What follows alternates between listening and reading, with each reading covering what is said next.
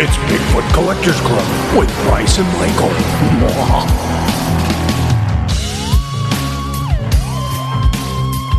I know a ghost story or two.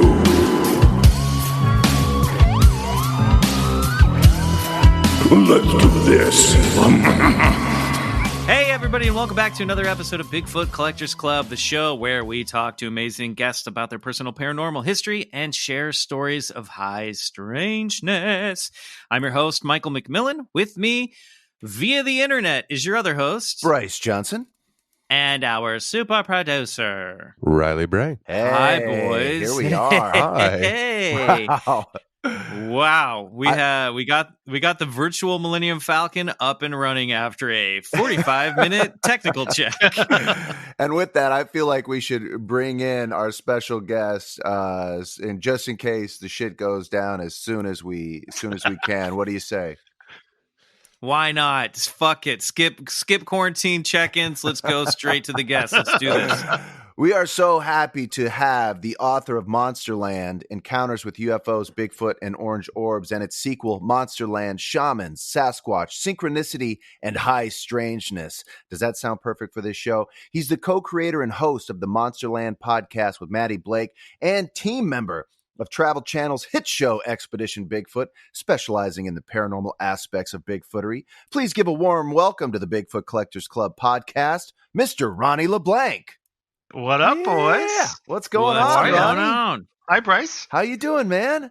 Good, man. Thanks for having me. Apologize for the technical difficulties. No, it's Jeez. okay. We're in strange times.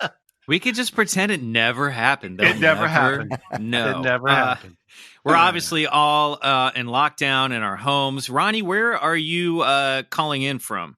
I'm right outside of Boston. I'm in Leominster, so I'm right in Central Mass. And Wow. how are things going there? It's crazy, man. I have 4 kids. I got 3 girls and a boy, Wow. and they're all out of school. 15 all the way down to 9. My son's the youngest, so we're trying to manage that. Just kind of use the time wisely, I guess, because you don't know what the heck's going on. I'm sure your wife's like mine would be like, honey, just handle the school today. I gotta go talk about Bigfoot quick. Yes. You need to have a little hand-painted sign that you hang over your office door that says, Daddy's gone podcasting. That's right. Riley, I'm sure everybody listening is going to want to know, how are you and Grace feeling? We're doing a lot better. Okay, good. Considerably better. It never got super bad for us. We never got tested, so I can't say 100% one way or the other, but I feel fairly confident that we had it. And it was, sort of the classic symptoms, the headaches and the sore throat, and I felt it a little bit going to my chest, but it never got bad, and fatigue and all that stuff. But and the senses disappearing, correct? Yeah, and the disappearance of sense of smell and taste. But the sense of smell's coming back. Taste is pretty much back. The headaches have stopped. My breathing's normal. I feel fine. I'm totally better. So it was like it took about 2 weeks. And Grace is also like totally feeling fine. So I think we had it. I think we're over it. We both luckily had a very light case of it. And we're all good. We're fine. Wow. Good. That's good Wow. news. That's so great to hear. And I'm sure you guys will find out. I mean, you're in new territory as to what do you do once you recover from the virus, and how does that affect your dealing with it in the future and shit like that? It's all news to us, Yeah, I mean, we are truly in uncharted territory these days. So, everyone's just doing the best they can, and everyone just needs to make sure to be good to each other. I think that's the most important thing right now, is that we need to. Isn't it weird that doesn't it feel like we're all living in an alternate timeline right now? Totally. It's Yes. this bizarro world right now. I don't know what the hell is going on. It feels like we walked through the looking glass, and it's our like present has felt like a science fiction book for the past like 3 or 4 weeks. It's insane. I don't know. It absolutely does. There's moments where it feels dystopian. You're like, oh my God, I can't, like, I'll I'll check out a headline once in a blue moon and I'll just be like, man, I cannot believe this is all happening around me. It's very surreal. Yeah, Well, it is. Speaking of surreal headlines, let's get out of the gloom and doom and let's get into the world of the weird. Let's do it. There we go. Because we have some BCC news. That was our best one yet. Yeah, that's pretty good, guys. You guys should do a countdown or something. We didn't. There's usually a Hey, sound cue, don't which tell us the how to people do will our hear. job, Ronnie. I felt Bryce, I felt me virtually grabbing your hand and just pulling you into the abyss with me on that one. I was like, we didn't work this out. Okay, this was sent in by one of our Patreon listeners. This is an article from the Daily Star in the UK. I'm sure it's a reliable news source, but this is really fun, and you'll understand why I want to talk about this. The headline reads, Bizarre humanoid figure with wings spotted hovering above Arizona. Yeah. Strange footage of what appears to be a human-like figure hovering in the sky in Phoenix, Arizona has sent the conspiracy world into meltdown. The video begins with a black object remaining motionless in the overcast sky. As the person behind the camera zooms in, the object seems to take on uncanny qualities. It appears to have a body and 2 legs hanging below. When the shape starts to turn, what looks like wings appear. YouTube user Ballet18 took the footage on March 22nd before it was picked up by conspiracy site Mavi777. Their post, entitled Strange Humanoid-Like Object Caught Over Phoenix, Arizona, has been seen more than 2,000 times after it was shared yesterday. Viewers were quick to flock to the comments section where suggestions on what the object was were wide-ranging. Someone said it was simply someone using a flying jetpack. But I don't know if you guys got a chance to look at this video. What did you guys think? It's kind of weird. It is weird. Yeah, man. You know, initial reaction to like videos now, it's like you instantly kind of go, okay, is this a drone or is this some kind of a balloon? And you have that kind of man-like figure kind of floating there. It was so odd. And then when the video, when I went deeper into the video on YouTube, it seemed to kind of be more like craft-like, but just upright. It was just a weird shape. I don't know what to make of it.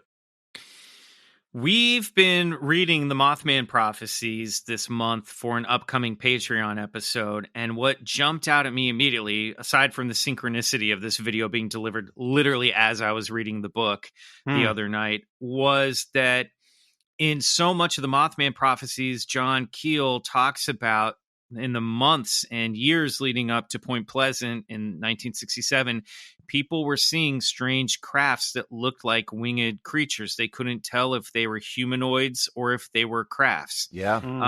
And this, to me, whether it's man-made, whether it's a drone, certainly seems to fit the description of exactly the type of thing that Keel was writing about in Mothman prophecies. Well, and not only that, Michael, but it's like, you know, when these witnesses described this like Mothman creature and the huge bat wings, they often said when it would take off that the wings wouldn't actually flap, that it would really just sort of levitate and float upwards, which this video immediately reminded me of. It's like, yeah, this thing is just, it Very seems true. to be floating along the sky. This thing didn't have very, very big wingspan or whatever, but it definitely had that floating movement, man. It's crazy.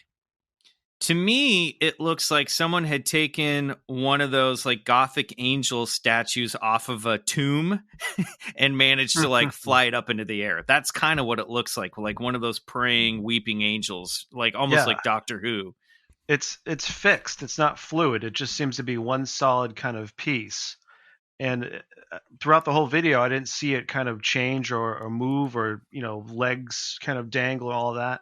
So the description that you mentioned too from the Mothman prophecies kind of fits spot on. Let me ask you, Ronnie, is this different than a UFO or a UAP, or is this somehow related? It's a good question. I think it's somehow related because it does look kind of like a craft. I mean, you look at, and I didn't really kind of pick up on this until I was doing just digging on sightings, but UFO sightings, there's a lot of them that are reported as sphere-like objects or orbs. So even these balls of light, which not necessarily would be considered a craft, are being categorized in that kind of lump of these UFOs. So this is kind of, to me, seems like it's like maybe, they talk about the Thunderbirds and we always think of these huge birds, but could it be these, these craft with wings or that just look upright and just oddly floating around? I was looking for some kind of weird propellers or some kind of drone or any kind of disturbance or anything in the video. I didn't see any of that. So I think it definitely falls into that UFO category. Riley, I have a question for you, right? So through a lot of the research that we do on this show, you sort of get the idea that this, let's call it the phenomenon, people receive it differently. People see it differently. It all runs through their own consciousness and their own brain receiver. So if you see something, I might see it a little differently. Does that affect the way something like a camera picks up the phenomenon, or is that a true representation of how we would all see it, you think, if it's picked up through like a camera or an iPhone or a video? Well, I don't know. I mean, I guess that's getting into like the core question of like, what is perception, and are you seeing it with your eyes or are you seeing it with your mind, Right. And I think that's again, like something that John Keel gets into a lot about, kind of the hypnotic suggestion state where it's like, you are seeing something, but is that necessarily a physical representation or is it, a representation in your mind's eye, some sort of hypnotic frequency? So, I mean, I guess there's really no way to answer that question because you can't really objectively see your own perception, and that's except with a camera, which doesn't perceive, it just, makes an analog, it makes a copy. So yeah, it's wild. That would be, so if there was a way that we could test that, that'd be amazing, where if you could see something and film it at the same time and then compare, what you'd seen and what the camera saw. But it's a good question. I came across a great Instagram video of what looks like a gray winged creature climbing a church steeple. And I know it's probably fake, but the reason I hold on, let me finish. I know it's probably fake, but I wanted to give you an idea of what it might be like to actually observe something that what witnesses describe as the Mothman. I mean, it's gray, it's got those bat wings, and it's just those hanging, dangling legs. And I know it was fake, but I just wanted to give you guys an idea of what it might be actually like to like see something like that with your own eyes. And to me, I think it's definitely real, 100%. Yeah. The special effects in this video are like worse than like the Phantom Menace. It's like this is like pre-Star Wars prequels CGI. But I do love the idea of animators recreating like what what an encounter like this might look like. But I actually think it's a little too literal. I think that some of these encounters are more strange, like what we might be seeing in this video. And this video could very well be a drone. I mean, in all likelihood, it probably is something man-made, but there's something about that weirdness to it where, again, you don't see the wings flap. You just see this outline that looks like a human. It could be a craft. There are all these things that sort of contradict one another to kind of make you feel crazier about what you're seeing. Yeah, it's wild.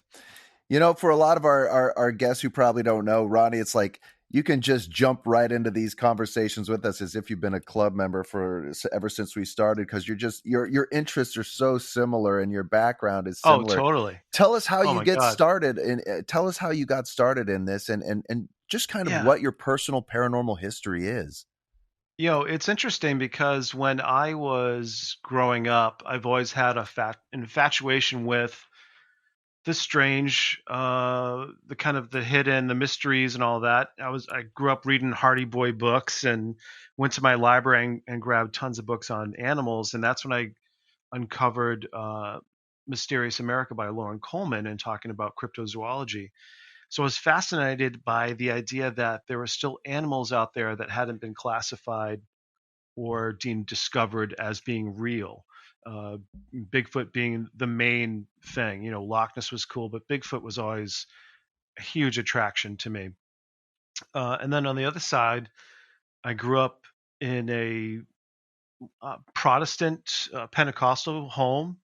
So almost like, you know, you go to church on Sundays, but we would go to church Wednesday nights, there'd be a youth group thing, and Sunday we go to church, and then Sunday night they'd have service. And it was almost like it got to the point, you know, people are raising their hands and speaking in tongues and kind of this strange world Wow. on its own.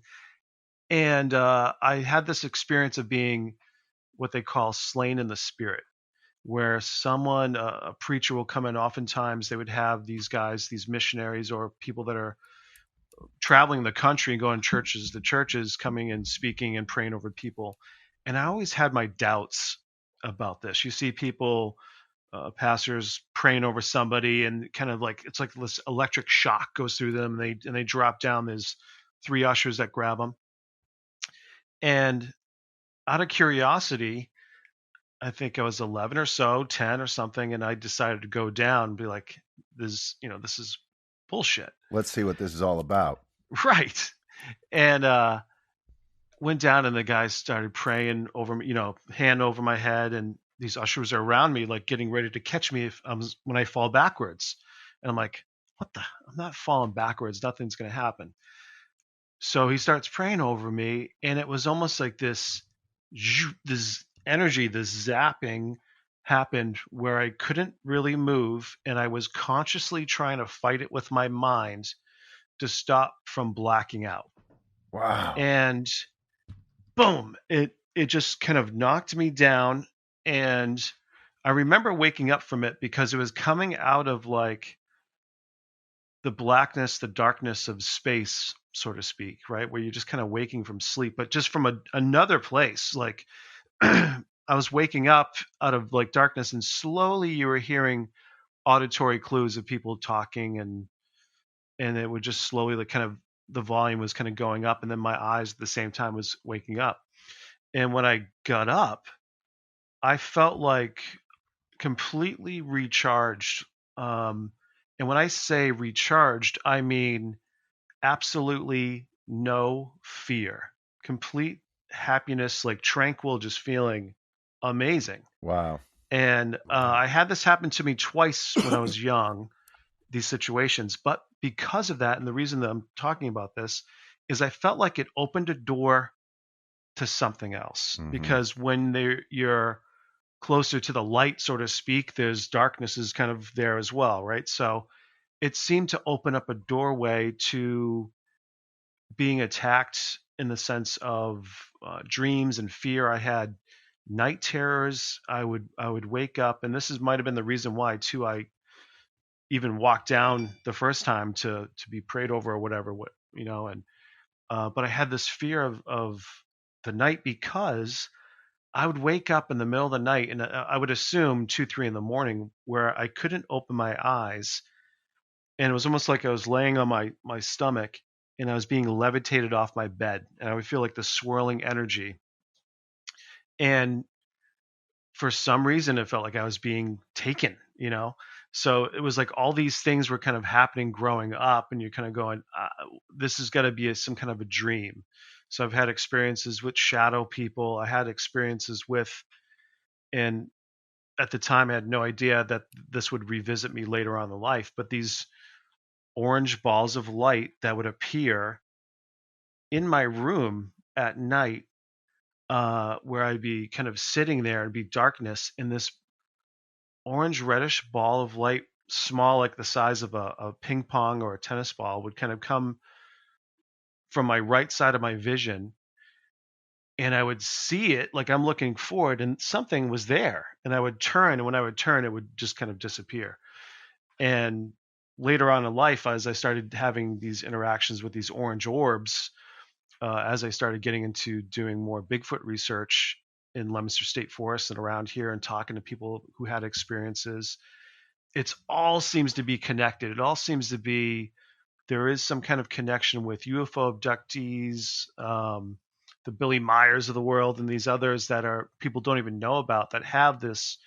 There's a weird kind of spiritual connection that either they're kind of open to these other things that are happening out there.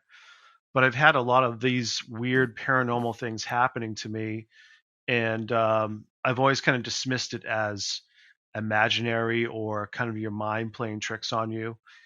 But then as you get older and you have kids, and then these things continue to kind of occur, when you're sober, when you're like, what the F is going on? Yeah. So it's been a lifelong kind of discovery of all of this, and it's been a personal journey. I've had UFO experiences and Bigfoot experiences and paranormal stuff that just kind of unexplainable. I was going to just ask Ronnie, just going back to that moment with the prayer, you said it, you felt like it opened something, but what do you think was behind that action? Was it something religious, spiritual?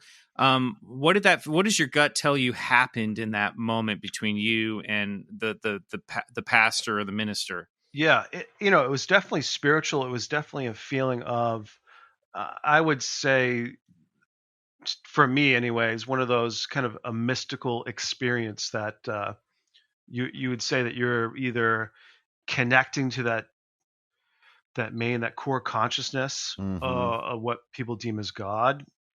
And I definitely had this feeling of no fear.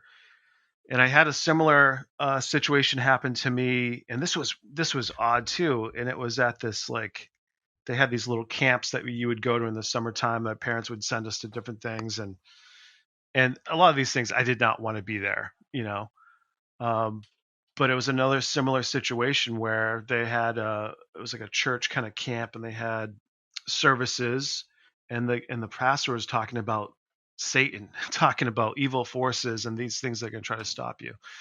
And it was raining, and it was starting to thunder out. It was very ominous, and it was like, what is happening? Well, as he's talking, and he said something significant where it's like, he could try to strike something down. And at that moment, lightning hit, and all the power went out, and it was complete darkness. This guy was good. I was like, what the? And Satan's like, hold my beer, guys. I got to go up there and scare some campers. Exactly. Yeah, watch this. You filming?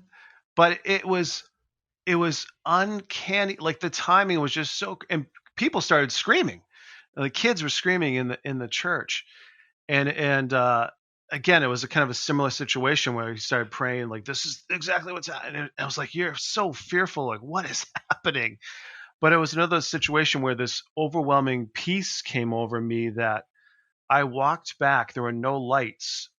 And here's me that growing up, afraid of the dark and sleeping with your covers over your head like that's going to protect you or something. But I walked back to the dorms where we're staying in complete darkness with no fear, where I wouldn't have done that before unless I had that kind of this energy of this feeling of, it was almost like you're invincible. And it was just a weird kind of, you tapped into something that was universal, that I think that we are, that source that we come from, or that we're all kind of going back to. A cosmic consciousness. Yes, man. It's definitely seems to be connected to that. Is that mutually exclusive from what I would deem as the phenomenon? So I imagine, this whole paranormal aspect of the phenomenon, that it manipulates, that it maneuvers. Is this different than what we would term under the umbrella spirituality, or are somehow these two things connected in your opinion? That's a great question. It to me, it seems more positive and hopeful and warm and loving, as opposed to the other side of this other stuff where not necessarily as you're scared by it, but there's something else kind of going on. I feel like there is maybe a yin and yang kind of thing happening, but like it's a different kind of energy, but I think it's all coming from the same. But whether that's just us, where man fears what he doesn't know, so initially we're going to be terrified. Someone seeing a Bigfoot creature is going to freak out seeing what the thing looks like, but people that have had interactions will tell you that they're talking to me through telepathy and all these other things that you're kind of like, what? But a lot of people have encountered these strange relationships and these things that seem to be moving towards, this time that we're in now that seems very apocalyptic. This And, euphoric feeling that you're describing, Ronnie, feels Yeah. like a little bit different than like what Keel talks about, that sort of cosmic trickster element that seems to reach out from the beyond and, convince people that they're having a religious experience when maybe the force behind that is manipulating them into thinking Correct. that, or Yeah. might show up as a UFO or a ghost, depending on how they want to manifest themselves and what sort of narrative the trickster element wants to manipulate the user into think that they're having. You know what I mean? Like, Yeah, for sure. this sounds a little bit different from that. Maybe that's what you're describing. It is, and it definitely seems to be two different types of energies or what have you.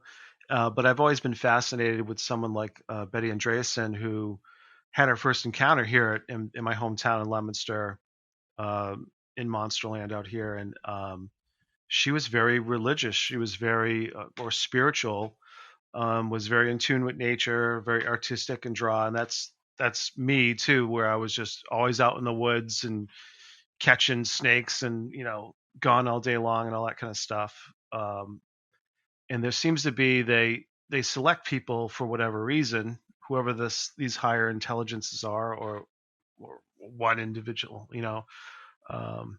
but this whole the whole ride, it just seems to be culminating to something. And what we're kind of going through now, I think there's going to be more revealing of what all this stuff is. Interesting. Did this experience reinforce your religion growing up or spirituality? Where are you at with that today, if I may ask? Yeah, totally. For me, when I never felt, even with having those initial experiences, I never kind of felt like I was in the right place where I was supposed to be. Things kind of felt a little off, even though they were positive and everything else. Where people were raising their hands and all this stuff, I was kind of like, this just seems a little bit more, I don't know. But when I moved to Southern California, I was living in Orange County and Costa Mesa for a while. And that's when I was into martial arts when I was young. So I started getting introduced to the concepts of Buddhism and all that. But I think once it kind of opened me up to the world, in the sense that, you can't have this God that just every other religion is bad and this is the only good one. There has to be something where everyone can kind of walk this path, no matter what culture or, gender, all this different stuff. And that's when I started getting into Buddhism, and also started really, again, another attraction to, I think, more of the natural world, Native Americans and shamanism, and that everything has this spiritual energy, or this chi, as the Chinese would call it, kind of running through. So I was always fascinated by that, and that there was some kind of, I guess, interconnection with all of this. This whole existence, all of us, we're all coming from this source. So it just seemed to keep gravitating towards that. So I consider myself more spiritual now than I do religious, or I don't necessarily go to church every Sunday, that kind of type of thing, but more of a place where your mindset and a way of life. I mean, we all seem to be describing the same thing across cultures, and across time as well. I mean, when you look at the common denominators, of course there are different in major religions, but these major mystical and spiritual experiences that people are describing all sort of hit the same markers, For sure. Yeah. They all seem to have that same message, which sounds very hippie and, what have you, but that message of love, and that we're all connected, we're going to take care of each other and all this stuff, and that we're destroying the earth and everything else. Yeah. Well, if there's one thing I learned from reading Mothman Prophecies, is that John Keel was not a fan of hippies. No kidding. So, Ronnie, how did this translate? How did you get from that point, this kid, scared of Satan, and then feeling no fear at summer camp to, I mean, what would you call yourself? Are you a Bigfoot hunter? That always seems like a harsh word because that implies you're going to kill something. But I would just say, I was asked that before too. Are you a Bigfoot hunter? I'm like, I wouldn't call myself a Bigfoot hunter. I would say just a researcher into this kind of world, because I do believe that people have had experiences and stories, and I've had my own personal experience again where same time frame too, which I always find kind of fascinating. That 10 to 12-year-old range seemed to be pretty pivotal for me. But this place where I had heard about was Monsterland, and I had no idea how it got its name, but it was just a place that people would go. Mostly high school kids would go and have, bonfires and parties. There were sand dunes and power lines, so people who had four-wheelers and ATVs, and you can't have any of those really in Massachusetts and ride anywhere. So everyone was kind of illegally doing this, and they had, so I would go and meet my friends there. We'd go ride the sand dunes with our bikes, BMX bikes, when we were younger. And oftentimes I would have to go behind what is Fallbrook School near my house. So it's like 5 houses down, and I would go through these trails that would connect to Monsterland. And there was a trail on my way to this place that it could be the sunniest day, gorgeous out, and you look down this trail and it was just dark and just gave you the heebie-jeebies. And I would pedal a little bit faster every time I went past this point.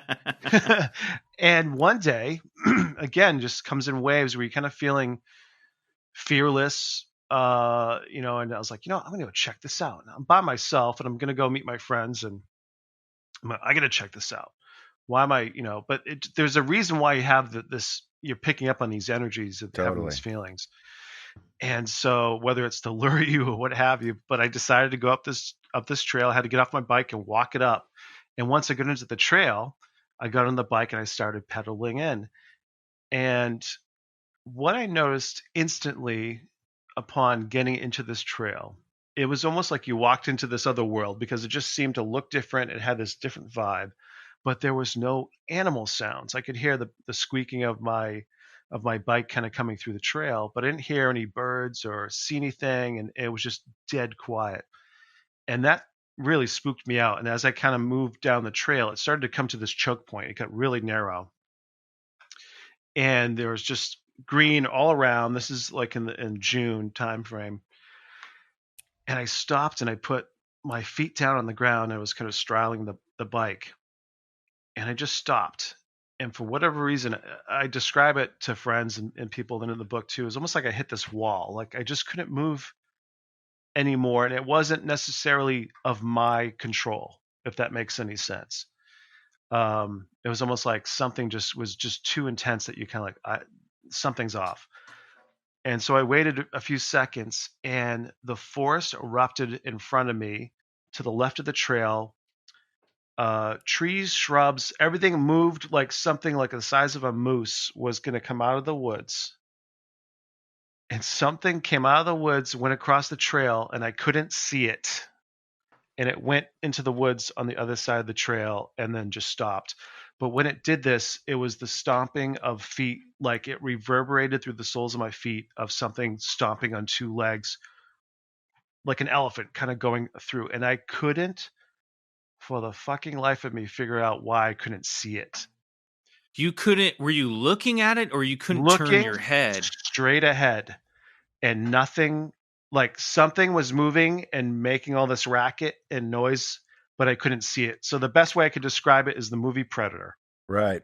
Yeah. I couldn't visually see anything shimmering, but there was nothing there, but something was there that had to be enormous to make this type of racket and it was for cloaked. me to feel right. Exactly. Now at this time, even though I started getting into UFOs and all that kind of stuff in Bigfoot, it was the furthest thing from my mind. But as soon as that stopped, I like kind of regained, I was like, I gotta get the fuck out of here. And I pedaled so fast. I didn't even go meet my friends. I ended up going home. And I was pedaling home, just trying to go in through my mind. I go, was that a bear? Was it a deer? Did I just not see something? But it was there, and it didn't make sense, and it rattled my brain for days. That eventually just kind of gave up, like, whatever. Yeah. So yeah, it wasn't until years later, as I started researching more of these Bigfoot stories and more the ones on the high strangeness side that have elements of them disappearing or balls of light or cloaking and visibility. And I was like, holy crap. And I found out why they called this area Monsterland was because people were seeing Bigfoot creatures going back to the late 1800s in this area. And that's why they called it Monsterland. And I was like, holy crap. Wow. And I started making these connections. And then later on, helped uncover some footprints in Leominster State Forest that led to me to be on finding Bigfoot. And that just kind of steamrolled. It was almost like I had no control of it. Things were just coming into my path that, here you go, follow this. Here, it was like, take the red pill. Tell us a little bit about that, Ronnie, that you actually were able to cast some of the first Bigfoot prints to come out of Monsterland. Is that right? Yeah. So there were rumors of people seeing creatures and having stories, and still today, no one wants to talk about that because they're going to say you're fucking crazy. What were you on? What were you smoking?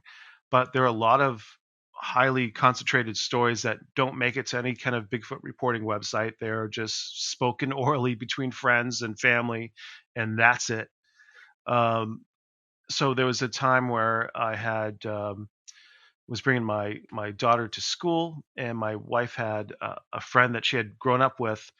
His son was in her class, so we became instant friends. We're talking, and he was asking about California. He's like, "Oh, where was some of the best places you've gone?" And I said, Redwood Forest is friggin' amazing. It just has this energy to it. And I said, when I first went there, it was like prehistoric. You could see something like a Sasquatch running around, and he starts dying laughing. He's like, "A Sasquatch? You mean a Bigfoot?" I was like, "Yeah." He goes, "You believe in that shit?" I'm like, "There's too many stories."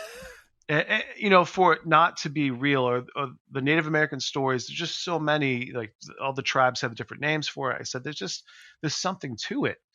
And so he was just dying laughing about it.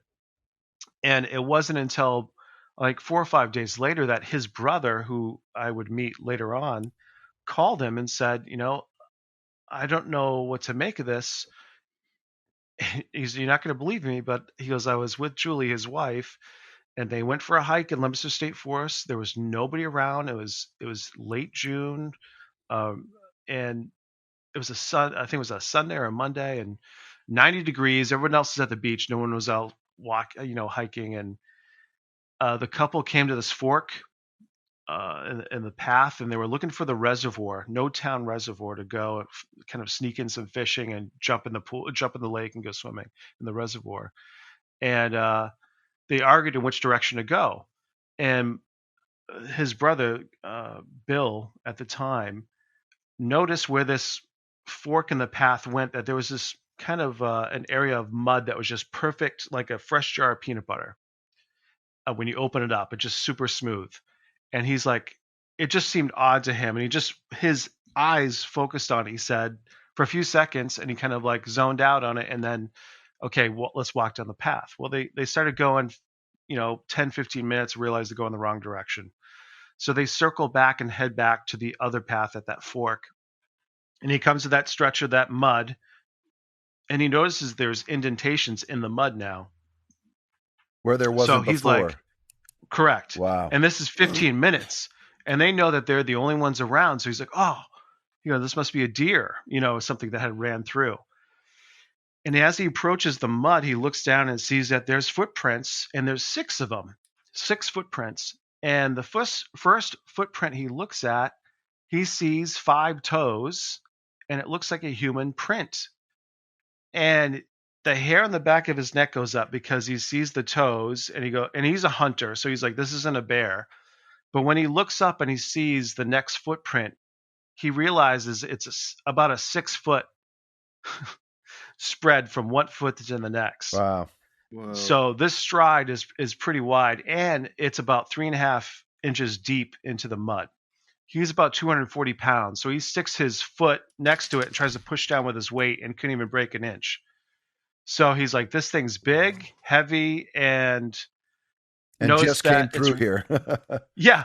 And notice that it's running from the woods onto the trail and back to the woods. And what alarms him even more is that he sees deer prints alongside these footprints.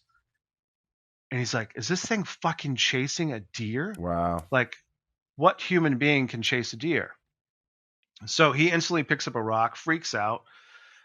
So he tells his brother this with the phone call, and he's like in tears. He's like, dude, I haven't slept in days like this. He goes, I'm just thinking of these Bigfoot stories from Monsterland. He's like, oh my God. He's like, you're going to talk to this dude, Ronnie. He's like, he's totally into this shit. So he calls me. We get on the phone. I go to Kevin's house, and his brother calls, and we're talking.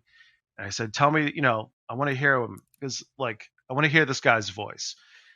And he was trembling. I was like, it just happened. Like, it just happened 10 minutes ago. And I was like, this is unbelievable. And he said, listen, I am not fucking going back there. And he goes, and I want to go back there. I want to find them, the prints. But I'm not going back there unless someone has a gun. And I said, dude, I have my license to carry. Let's go. And his brother too, he's like, let's go. And so we decided to go that next morning. And now is almost like 8 or 9 days since he had this encounter that we finally went out there. And we found the tracks. And when we found the tracks, and I saw the toes, and I saw the stride, and I saw how deep they were and the shape, and it's like, this isn't a bear. This is like a human looking kind of footprint. I thought of all those different books and all those different pictures I've seen of supposed Sasquatch tracks where it's a straight line. And, humans don't have that gait, the ability to kind of do this where you're kind of walking almost over your own feet. The hair on the back of my neck went up, and I was looking at something. I knew that this was not something that everyone will find, No. like this was unique.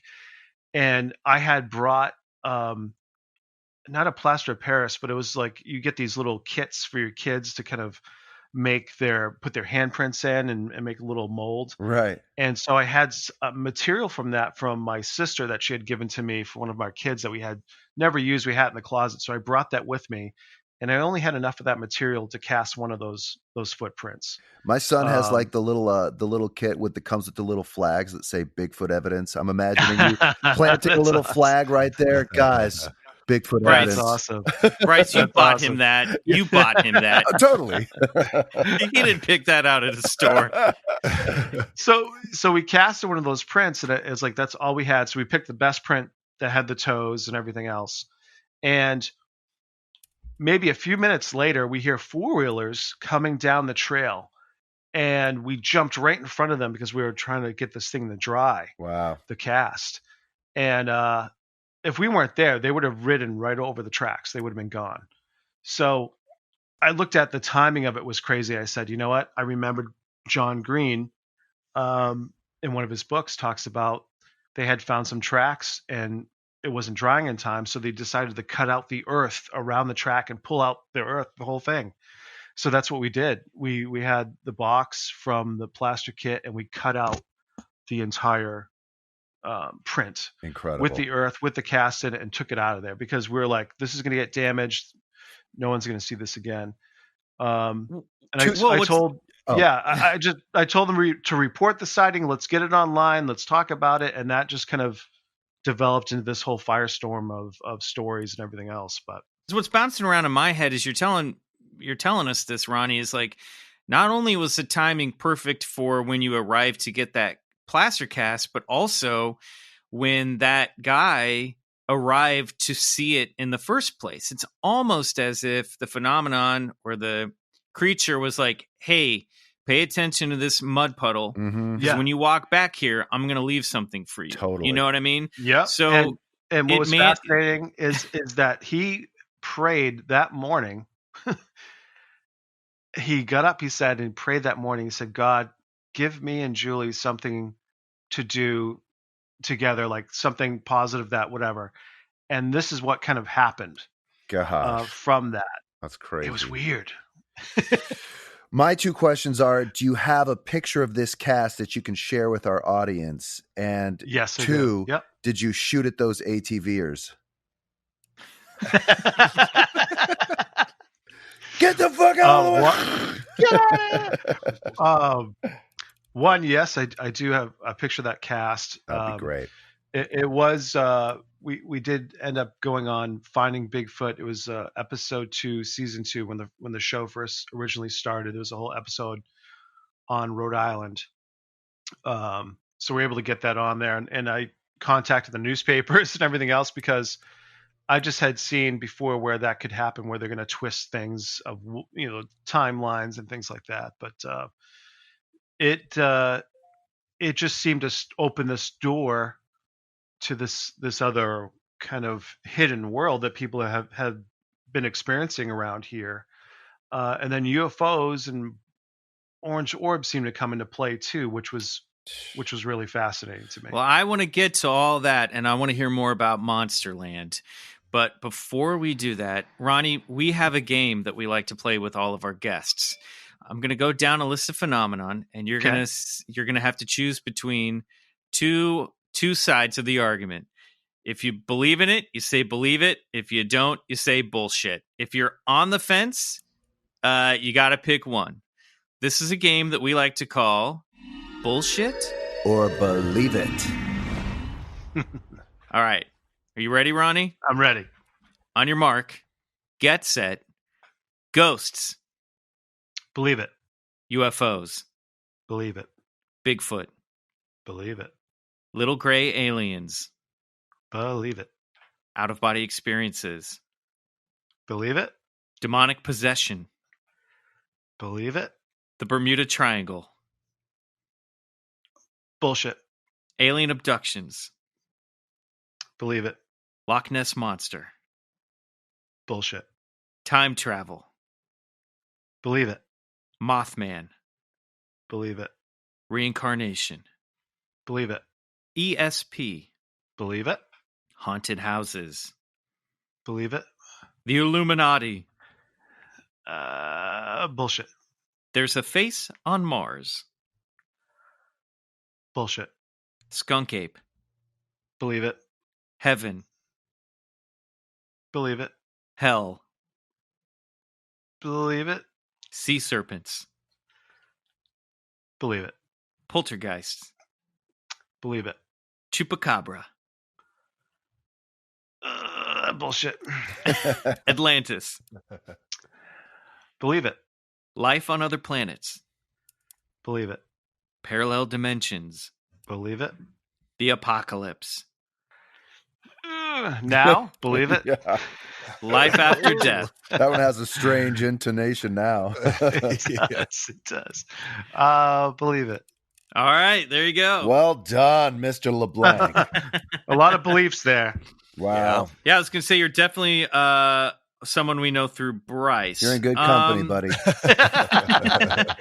So the Bermuda Triangle, bullshit. Why does that one tick your not pass the sniff test for you? I think it's not as consistent in the sense of in that whole kind of triangle, that whole vicinity, you would have constant issues, but it seems to be, when you have a disappearance, it's kind of blamed on the Bermuda Triangle. Right. So I think that there's some, weather anomalies, and there's definitely areas that have higher energy than others. And I do believe there's a lot of hot spots around the country that seem to have what people would deem as portals or some kind of You're talking openings, my game. There's some weird consistency with reports in certain sections that seem to have the UFO, the Bigfoot sightings, and the strange creatures all in the same area, and often always in the same time frame. So I think there could be these windows like John Keel talks about, and so You can see why we were so lucky to get a guy like Ronnie LeBlanc to come on board as a team member of Expedition Bigfoot. I mean, here we had this opportunity to go look for evidence of Bigfoot, and we had our survivalists and we had our scientists, and we were just missing one piece of the puzzle. And I thought, we were so lucky to get a guy like Ronnie to come in with Thanks, with his paranormal knowledge and his openness to the ideas of some of these stranger aspects of Bigfootery. I've even mentioned to the guys before, Ronnie, and I don't know if I've ever told you this, but I sort of got the feeling that you might have brought some of this strange stuff we encountered with you. Does that make sense? Does any of that ring true? Totally. When I initially got the call from Pete Ritchie, the executive producer, and said, "Listen, there's an opportunity right now. This is, it's a TV show, but it's an expedition first. This is a real expedition where we have an amazing team put together and explain what was going on and who was involved." And I told him, I said I would first off got to get the green light from the wife, but I said if I come, I guarantee you we're going to have some shit go down, because it just seems to kind of been a part of my life growing up, and now that it seems that this is a reason why I have a purpose of being there, and I seem to kind of attract it for whatever reason. Yeah. And I'm still trying to understand. There's times I've tried to get away from it, because it was, I think, a couple weeks prior to getting that call that I told my wife, I said, I've been doing this for a little over a decade now, in the sense of really putting my time into it, and I have a family and everything else. And I said, I think I'm going to take a break. I think I'm going to hang it up for a little bit. And then I get this call, and she's like, "You got to do this. This is there's a reason for this. Nobody just gets this phone call. Of all the people in the country, you're getting this call. Like, there's a reason for it." And speaking of taking a break, we're going to take a quick one. When we come back, we're going to hear all about Ronnie's adventures in Monsterland and beyond.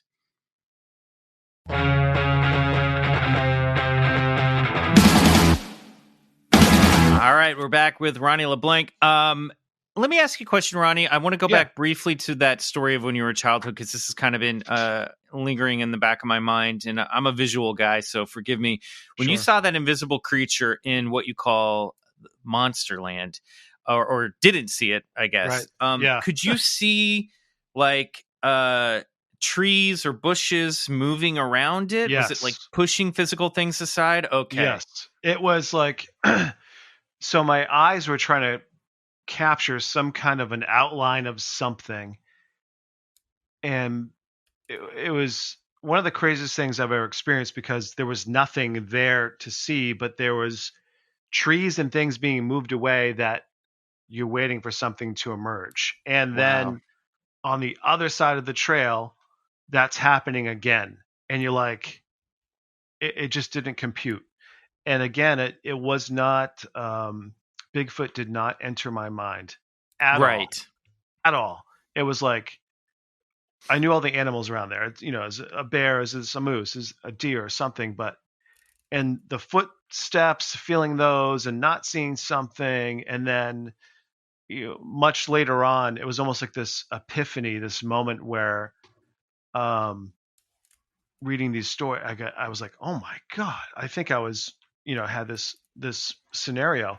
And here's where it gets really interesting, is that, and I talk about one of these stories in the latest book for Monsterland. And there was a Bigfoot researcher that in my first book, I talk about the trail off of Elm Street going into the Leominster State Forest. And funny, right? Yeah. With Elm, Freddie. And he had gone down, read the book, went and checked out that particular trail. And he went off trail and found these little, small kind of tree structures. And there were multiple ones all around this area, past, like, off the trail, so you couldn't even see them. And he got the notion, he was like, man, this almost looks like a nursery, like a Bigfoot nursery, where they're dropping their kids off and they're hanging out over here. Wow. And as he was checking this out, he said he got hollered at by what sounded like a great ape, and that it screamed at him that he was so frightened that he just took off running. He just lost all wits about him and took off. And he told me this story at a conference, a Bigfoot conference, like a month or so after, and had this experience. And he continued to go back. He's 61, so he's not 22-year-old kid trying to get on TV. He continued to go back, and I think for a good year had nothing happen. And just recently, this would be about a year now, he went down that same trail, Elm Street, spent the whole day, nothing. And as he's walking out and coming off the trail, going into the parking lot area, which is sand, gravel, and everything, kind of getting to his car, he turns and says he takes one last glance down the trail and just that one last look.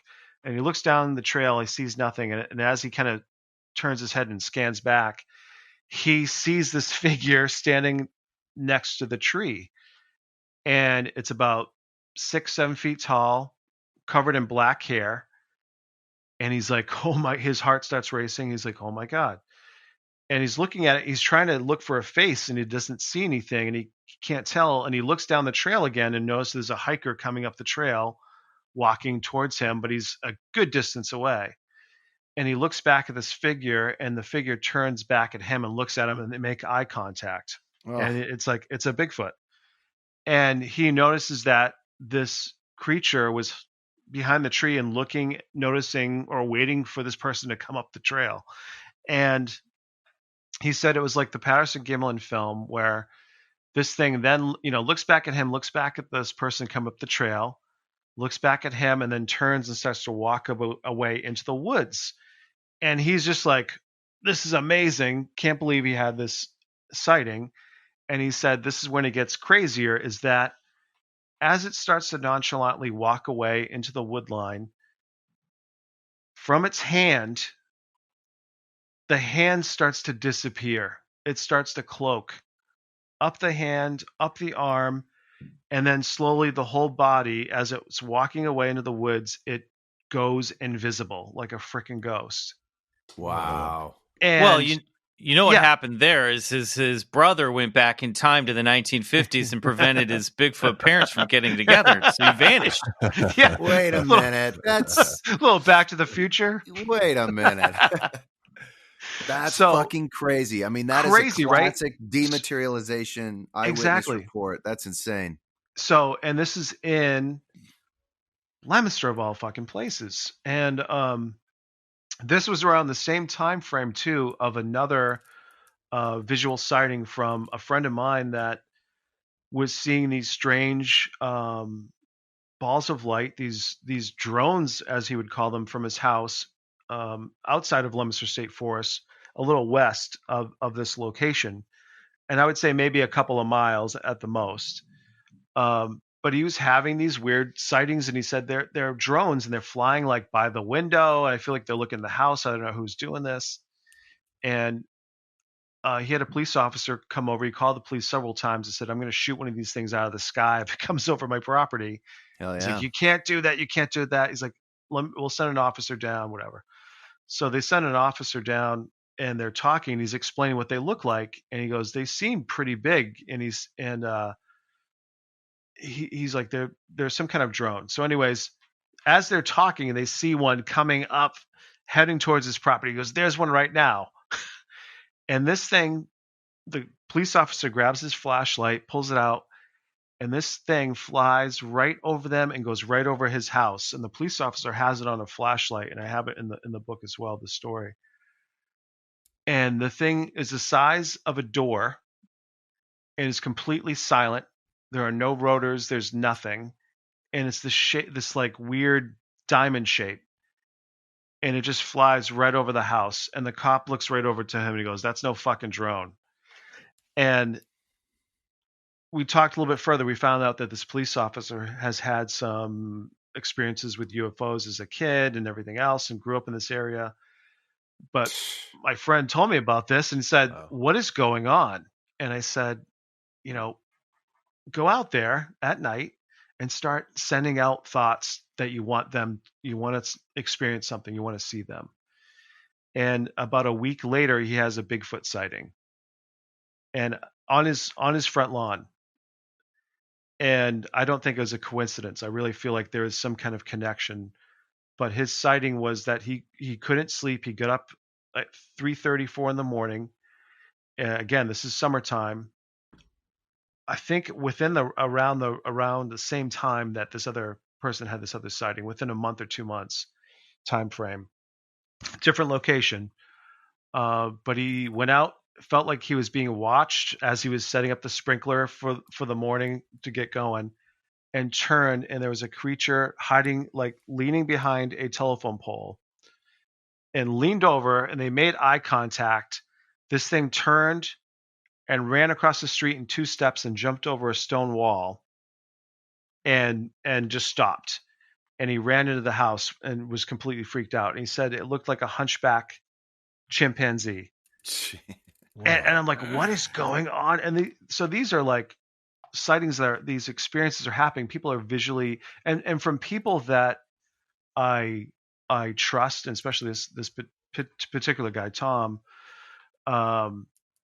they're telling the truth. They have nothing to gain but to lose credibility or lose business. This guy's a business owner. The last thing he wants is his identity, that he had this experience. But Totally.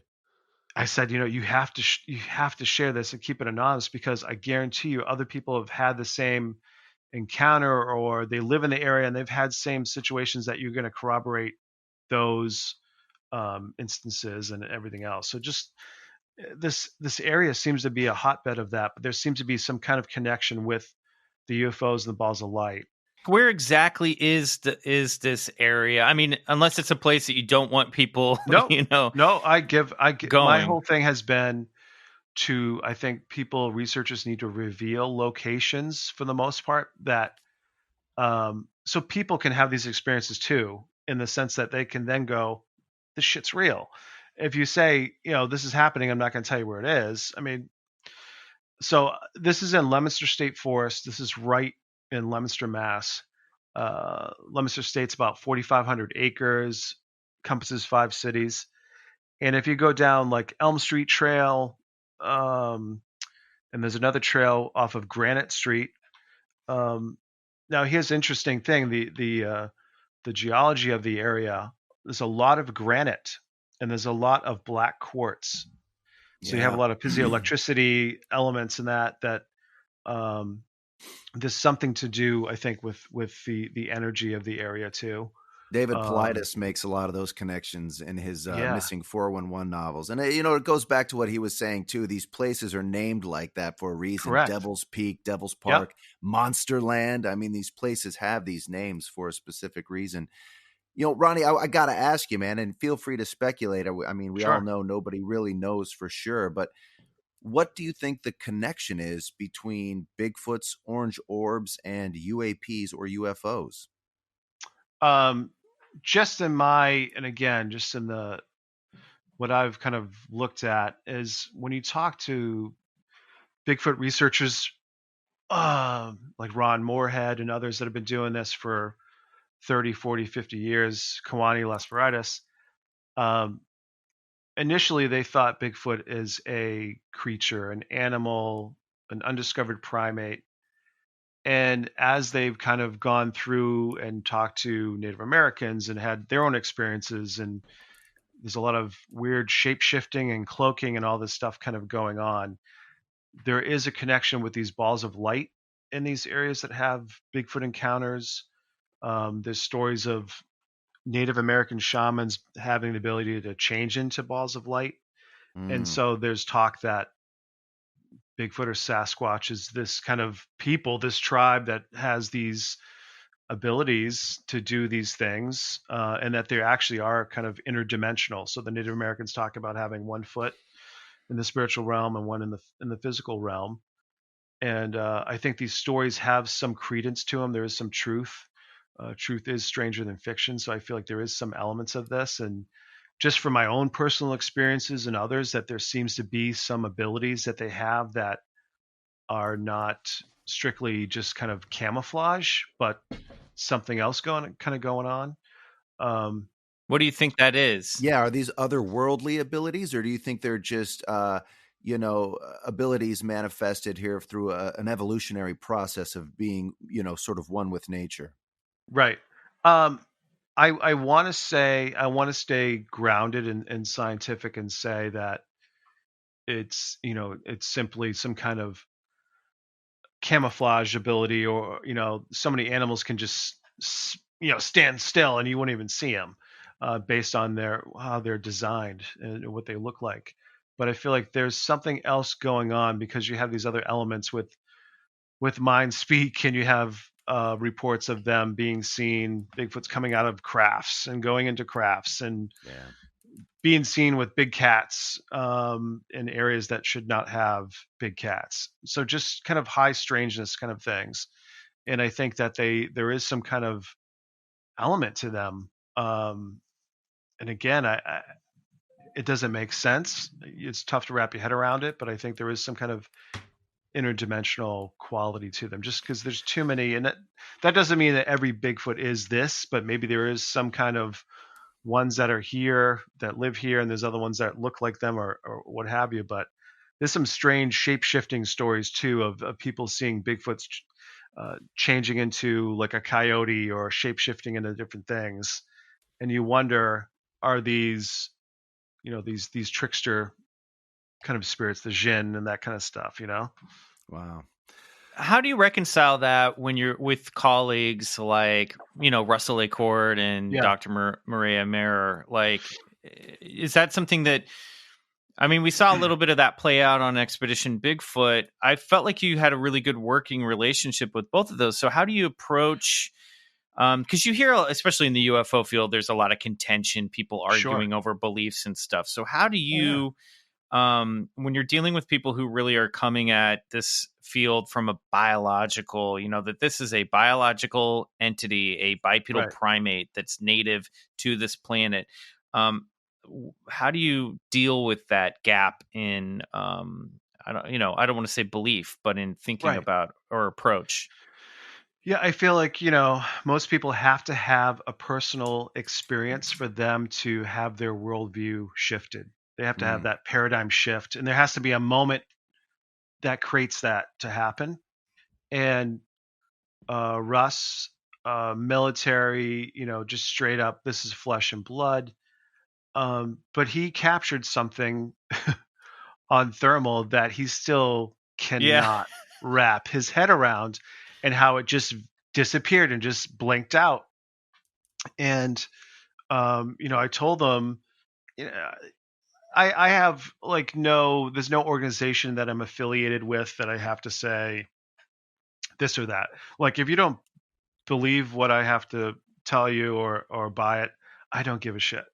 But I'm going to tell you, this is what I experience. I'm not afraid to share the high strangeness, these elements of reports from UFO stories to Bigfoot stuff that people leave out because it's too strange.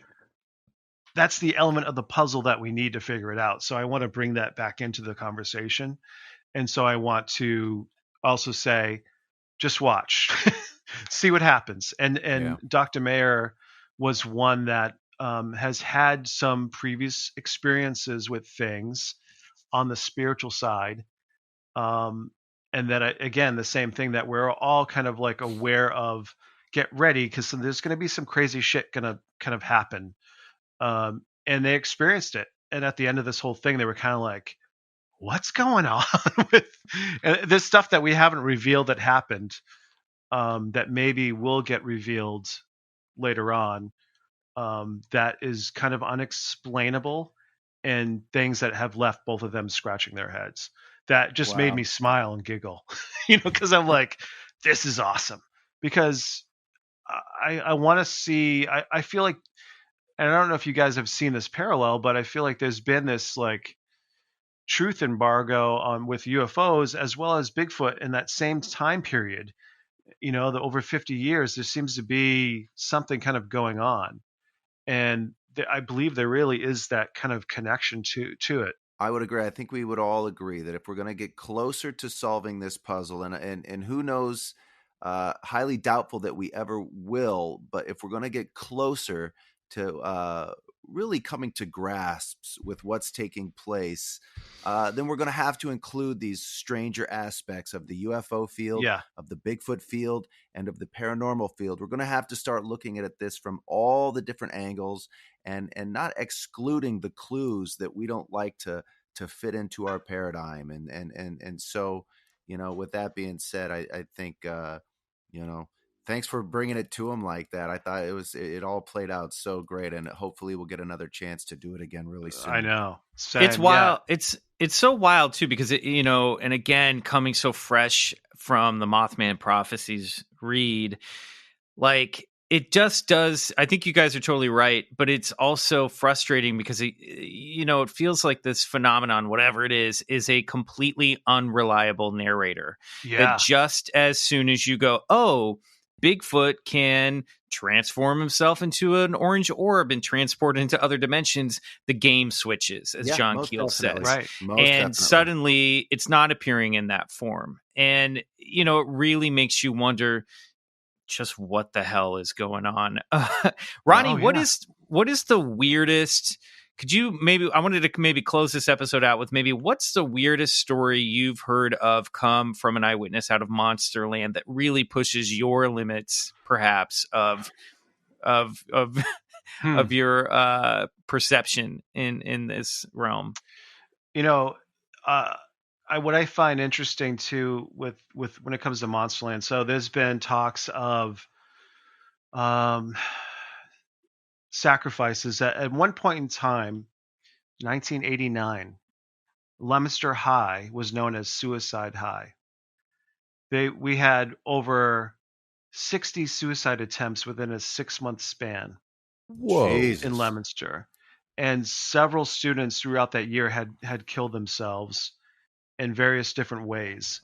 And the parents, I have kids, and it's just devastating to think that. But parents were trying to get answers, and there was rumor that a stranger came to town and started turning the kids on to Satanism and all this stuff, and they started sacrificing animals. Cats were disappearing, dogs were disappearing, and there was an area behind Burbank Hospital at the time that they had found remains. And also there's been evidence of sacrifices found within Monsterland. There's a trail known as Hell's Highway off of this. And like you mentioned earlier, Bryce, too, a lot of the Native Americans. Yeah, come on. Yeah, Sounds nice. Yeah, they sounds go, nice. his devils, whatever. And, they're named that way because there's something going on.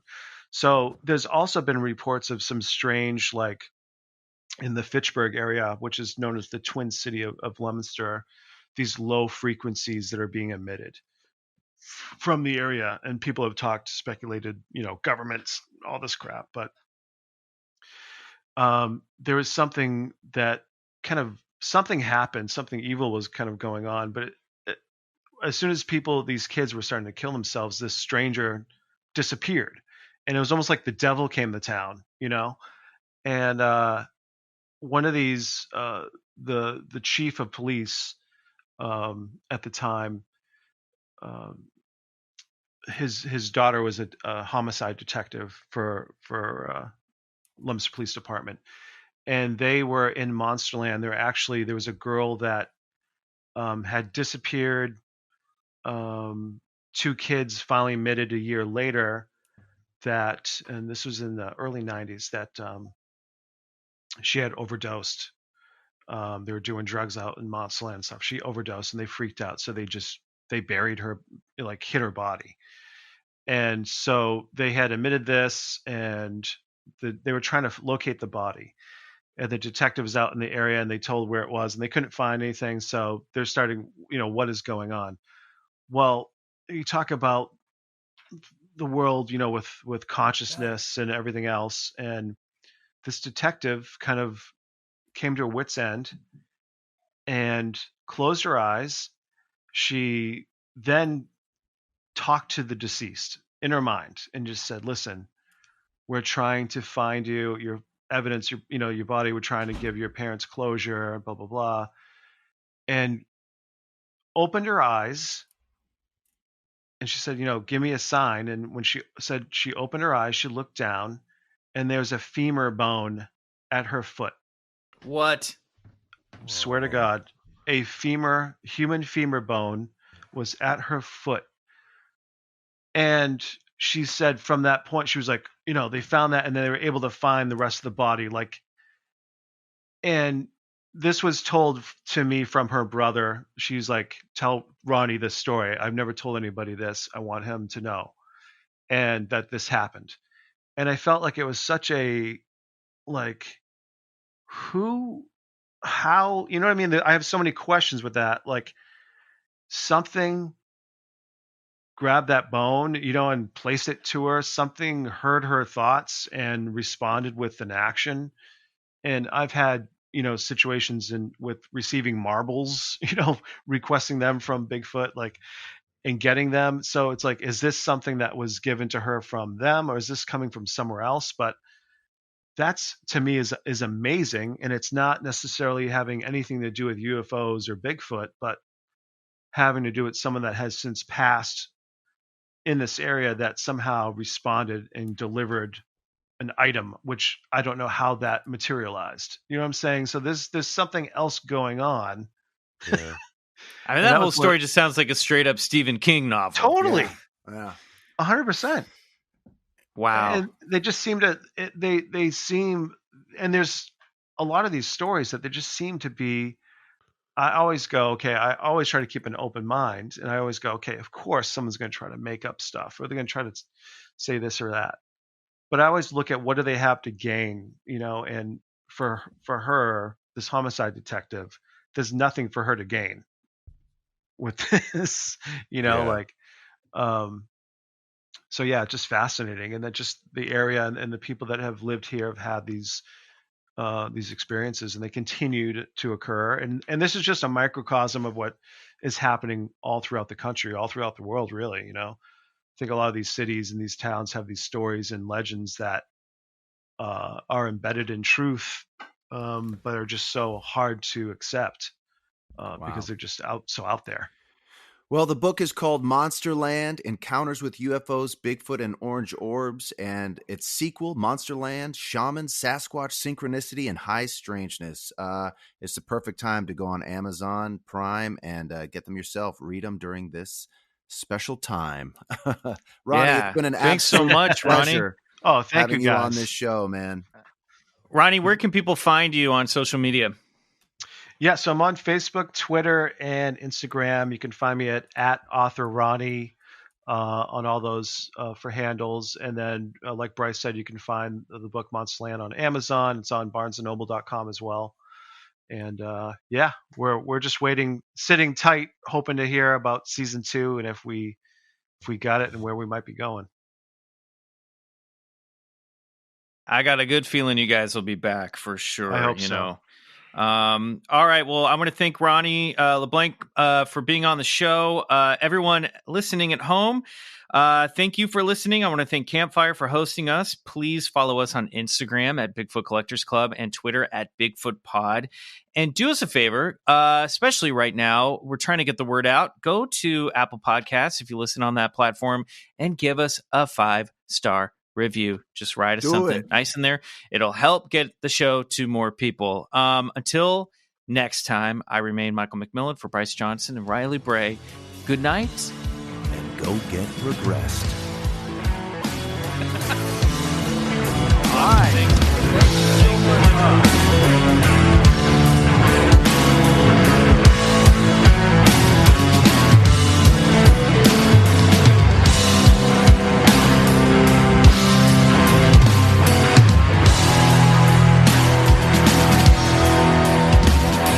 Bigfoot Collectors Club is produced by Riley Bray. Our theme song is Come Alone by Suneaters, courtesy of Lotuspool Records. If you like the show, please rate and review us on Apple Podcasts. It really helps get the podcast to more listeners. To support the show, check out our Patreon page at patreon.com/Bigfoot Collectors Club and unlock multiple reward episodes every month.